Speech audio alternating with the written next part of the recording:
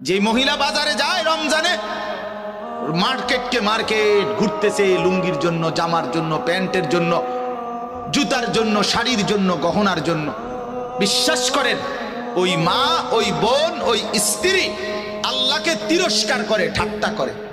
আল্লাহরে বলে, ও আপনি নি কইছেন রমজান মাসে রহমত দিবেন, মাগফিরাত দিবেন, নাজাত দিবেন, জাহান্নাম থেকে মুক্তি দিবেন, 70 গুণ বেশি নেকি দিবেন, নফলের ফরজ বানাই দিবেন। ইডি থন আমনেরটি আমনের কাছে রাখেন। আমার দরকার জুতা, আমার দরকার শাড়ি, আমার দরকার গহনা, আমনেরটি আমার লাগবে না।